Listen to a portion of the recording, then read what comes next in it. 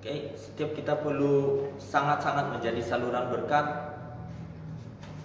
Bukan saya berkat keuangan, ingatkan, ataupun pemberian apapun, tapi berkat yang paling utama dalam mempercayai Tuhan ini, ingatkan, adalah kebenaran. Kebenaran dapat disampaikan kepada semua orang. Kebenaran kita dapat menjadi pengaruh ini kebenaran kepada semua orang. Inilah yang sedang kita perjuangkan. Mau memberi ini kebenaran kepada semua. Bukan saja kita beri. Kadang-kadang kita bilang inilah kebenaran. Kita baca. Tapi kebenaran seharusnya semua orang pegang. Kebenaran semua orang perlu percaya. Itu baru dinyatakan kita dapat memberi. Apabila dia sudah terima kebenaran ini, dia sendiri akan menjadi saluran berkat. Apabila dia menjadi saluran berkat kita, secara langsung Tuhan memberkati dia, Tuhan memberkati itu. Amen. Jadi kebenaran yang paling utama.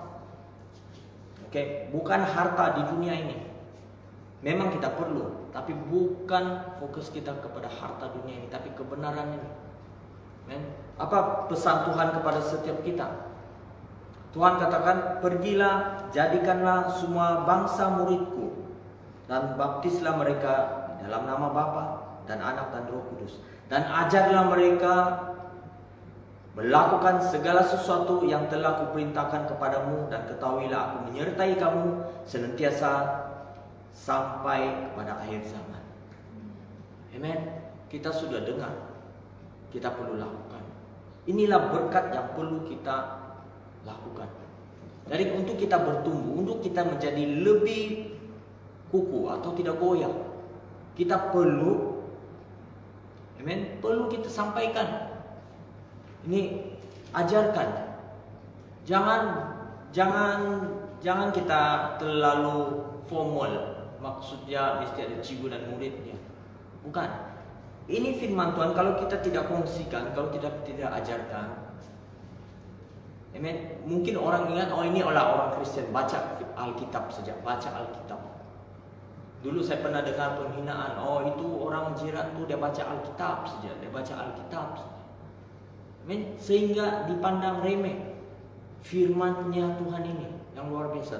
Itulah sebab kita perlu ajarkan firman Tuhan. Setiap kita kalau mau firman Tuhan itu hidup, kita perlu nyatakan. Amen. Perlu ajarkan. Jangan ajar nih, setahu saya kadang-kadang kita pikir yang cikgu ajar murid itu. Kenapa pastor katakan itu? Sebab bukan semua orang pernah jadi cikgu. Jadi kalau kita bilang ajar, oh maksudnya saya mau belajar dulu nih, mau paham dulu betul-betul, baru saya boleh ajar. Tidak. Kalau itulah kita punya teori untuk kita mau ajar, kita sudah jauh ketinggalan. Sebenarnya Tuhan menyertai kita. Jadi untuk menggenapi firman ini firman bukan mau dihafal atau mau belajar begitu. Macam belajar di sekolah akademi, bukan. Ini adalah kebenaran. Jadi ini perlu hidup dalam kehidupan kita. Perlu ternyata.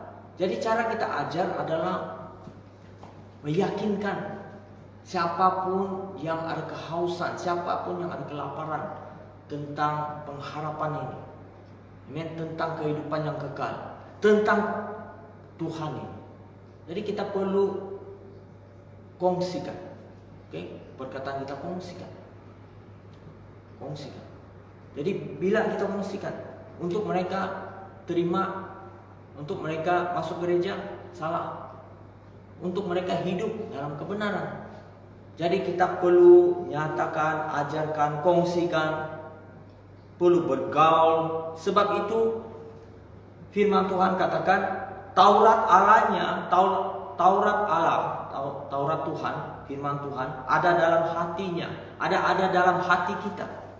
Amen. Kalau ada dalam hati kita, baru mudah untuk kita kongsikan kasih Tuhan, kongsikan kebenaran, kongsikan keselamatan, kongsikan jalan kehidupan dan kebenaran ini. Amen. Sebab itu kita perlu senantiasa ada satu perhubungan dengan Tuhan yang sangat. Barulah kita baca ini benar-benar seperti Tuhan bercakap kepada kita. Kalau tidak, kita hanya nampak abjad saja, A sampai Z gabung-gabung menjadi perkataan. Tapi kalau kita dapat benar-benar memiliki satu hubungan dengan Tuhan, apabila kita baca firman Tuhan, kita tahu Tuhan sedang bersabda kepada kita. Amin. Apabila Tuhan sudah bersabda dengan kita, memang sangat mudah kita jalan di dalam kebenaran ini. Haleluya. Dan saya ambil firman Tuhan yang akhir daripada Hosea 10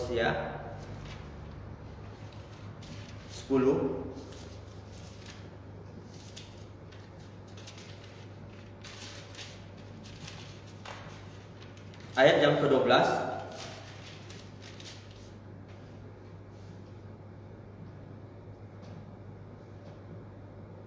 Menaburlah bagimu sesuai dengan keadilan, menuailah menurut kasih setia, bukalah bagimu tanah baru, sebab sudah waktunya untuk mencari Tuhan sampai Ia datang dan menghujani kamu dengan keadilan.